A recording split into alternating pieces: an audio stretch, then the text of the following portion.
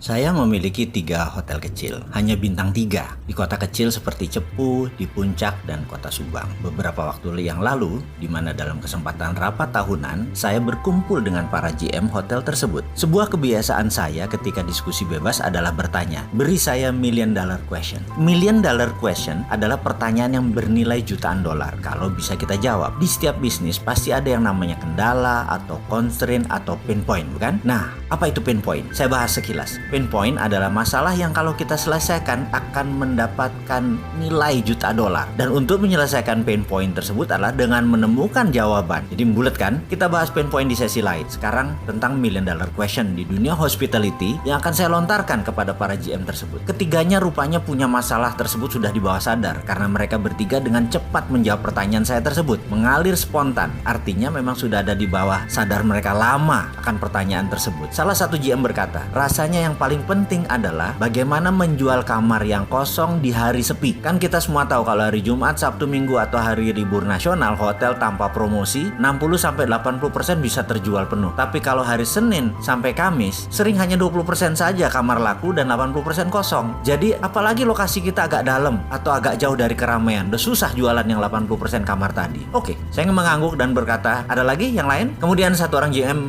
melanjutkan perkataannya. Saya ingin ada alat atau aplikasi yang bisa menunjukkan dalam radius 2 km dari hotel saya ada berapa orang yang perlu kamar sekarang. Oke, saya bilang. Yang lain lagi, satu orang lagi yang terakhir berkata, pekerjaan anak-anak front desk, ada nggak aplikasi yang membuat mereka bisa bekerja dengan cepat? Karena rata-rata itu adalah 10-15 menitan lah kami melayani tamu di front desk. Kalau tamu tadi ada ngantri aja di belakangnya karena sore hari ada yang masuk kemudian ada yang ngantri di belakangnya, atau malam deh tersering, itu bisa 30 menit. Padahal melalui OTA atau .com segala macam itu malah lebih merepotkan karena data administrasinya ada di kita. Dia cuman good dalam paymentnya saja. Jadi administrasi harus tetap kita kerjakan manual. Mendengar komentar ketiganya, saya langsung berpikir keras seperti kebiasaan kaum introvert yang dicampur kaum intuitif seperti saya. Saya mikir saja. Tiba-tiba klik di kepala saya ada sesuatu yang sepertinya bunyi. Lalu saya berkata, kalau saya bisa jawab ini semua artinya kita akan dapat million dollar bisnis. Betul? Bertiga mengangguk. Padahal saya ini bukan berbicara pada mereka, saya setengahnya berbicara pada diri sendiri. Begini, kan aplikasi online traveler itu kebanyakan melihatnya dari sisi traveler, bukan dari sisi kalian para hotelier. Bener nggak? OTA, online travel agent, itu kan punya pihak ketiga. Bagaimana kalau saya buatkan aplikasi dari kacamata hotelier sekarang, dari kacamata kita? Jadi ini merupakan hotel platform, hotel yang menentukan segalanya, mulai dari pricing sampai HMS, software atau hotel management system, semua ada di front desk. Bahkan di front desk tersebut jika ada traveler, dia cuma ngasih QR code, dipotret, data pindah dan langsung kasih kunci. Jadi tugas front desk hanya satu. Setelah QR code dikasih tadi, tinggal samakan identitas dia dengan di QR code, lalu kuncinya dikasih. 1 menit selesai. Lalu saya bilang, bagaimana kalau saya siapkan aplikasi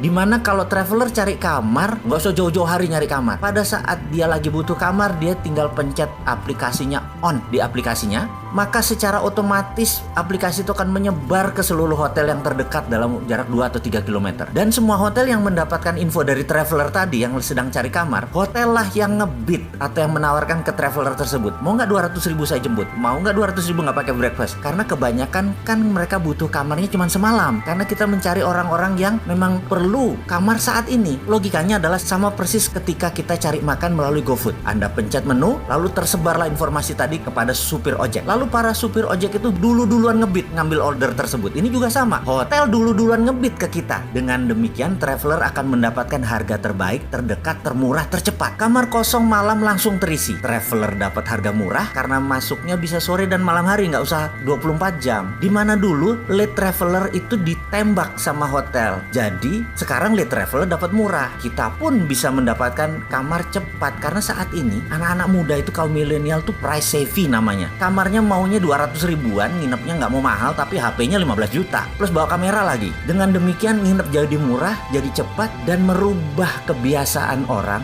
bertransaksi melalui OTA. Karena sekarang ini bukan OTA tapi hotel platform. Anda yang nentuin. Bagaimana? Demikian saya mengoceh panjang dan kemudian saya berkata, coba panggil Mas Daf. Mas Daf adalah tim IT saya yang sudah ikut saya lama banget. Banyak aplikasi yang dia buat. Saya bilang kepada Mas Daf, Mas, kita buat aplikasi namanya Get Hotel. Logonya warna biru muda seperti warna klub bola Manchester City. dan ada kuningnya sedikit. Dan kami berenam setiap hari, setiap kesempatan sudah 6 bulan berjalan. Akhirnya kita ketemu sebuah aplikasi baru yang namanya Get Hotel. Kayaknya sudah siap meluncur. Ngomong-ngomong, ada yang minat gabung nggak?